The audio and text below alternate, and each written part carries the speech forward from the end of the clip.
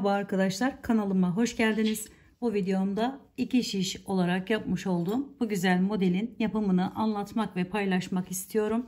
Umarım sever ve beğenirsiniz. Yazlık baharlık örgülerinizde rahatlıkla kullanabileceğiniz, yapımı da gayet güzel olan bir model arkadaşlar. Kolay olan bir model. Şimdi modelimi yaparken Kartopu Baby One isimli ipi kullanarak yaptım. Ve 3 milim şişler kullandım arkadaşlar. Şimdi Nako Vega'nın şöyle biraz daha kalınca bir ipiyle yapmak istiyorum, anlatmak istiyorum. Ve kullanacağımız şişlerimiz 4,5 milim. Yeni başlayan, bilmeyen arkadaşlarım için biraz daha yavaş yavaş anlatmaya çalışacağım. Şöyle beşer tane yerlerden, ilmeklerden oluşmakta modelimiz. Bir de kenar ilmeğimiz olacak. Hemen ilmekleri atarak başlayalım arkadaşlar. 5 ve katları artı 1.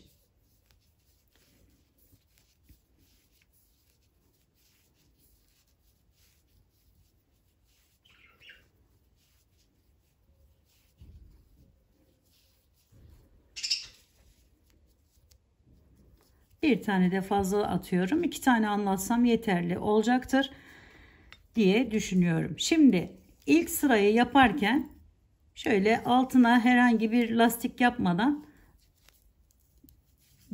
yapmayacaksanız, düzgün durmasını istiyorsanız şöyle bir sıra bu şekilde, bir önden bir arkadan, yani ipimiz bir arkada bir önde, ters düz şeklinde bir sıra yapalım arkadaşlarım. Şimdi buraya geldik. Modelimiz arka tarafta başlıyor. Yapmamız gereken işlem. Hemen bütün ilmeklerimi öne geldiğimde düz bir şekilde örüyorum. Arka tarafa geçiyorum arkadaşlar.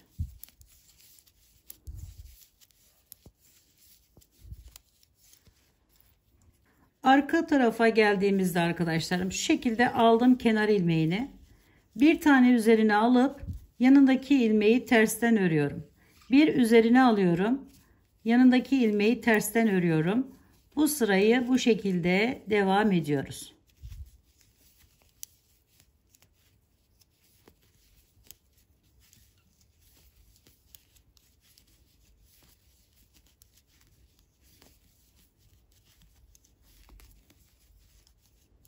Kenarda da yine bir tane arttırmamı yaparak kenar ilmeğini taktım.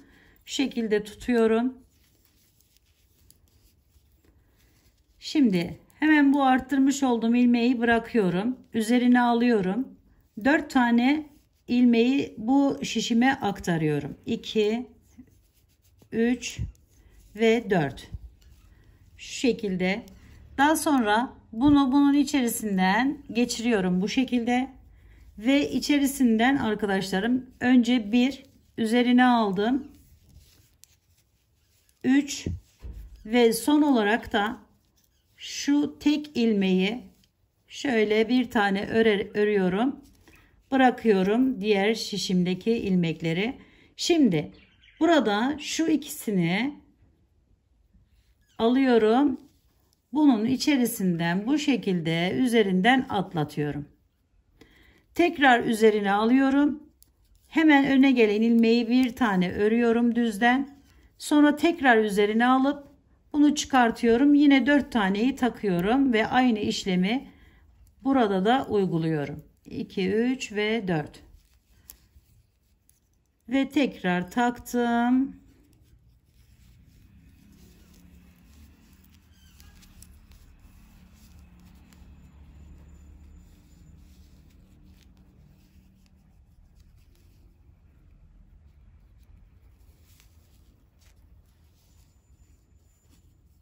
Bir tane üzerine alıp kenar ilmeğine geçiyorum.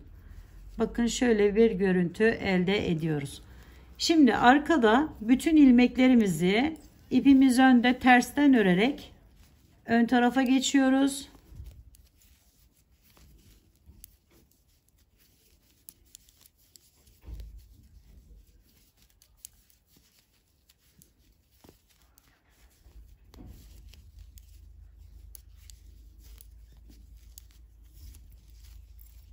Önden ise bir sıra şeklinde yine arka kısma geçiyoruz arkadaşlar. Düz örerek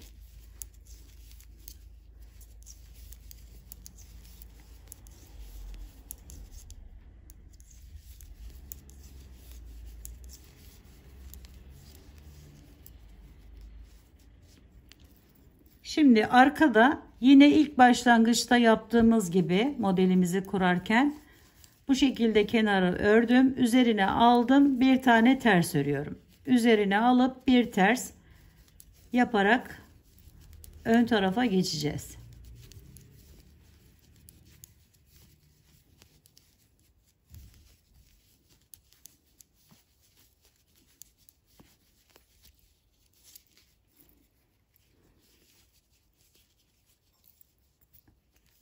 Önde yine aynı şekilde aldım.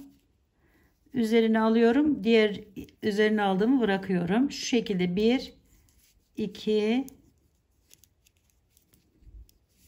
3 ve 4. Dördüncüyü de aldıktan sonra aynı şekilde devam ediyoruz modelimize. 1, 2 ve 3. Dördüncüyü buradan alıyorum. Çıkarttım. İkisini aldım. Üzerinden atlattım. Üzerine alıp aradaki bir tanemi normal olarak örüyorum düzden. Sonra üzerine alıp bir diğerine geçiyorum arkadaşlar.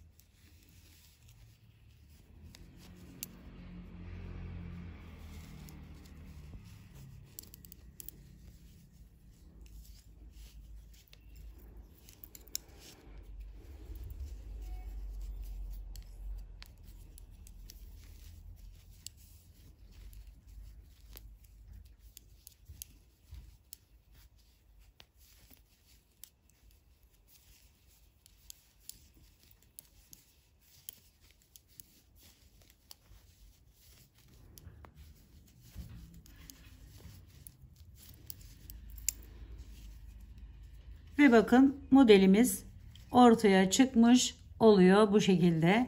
Devam eden bir model arkadaşlarım. Böyle güzel güzel küçük küçük sarmaşıklar şeklinde duran bir çalışma, bir model.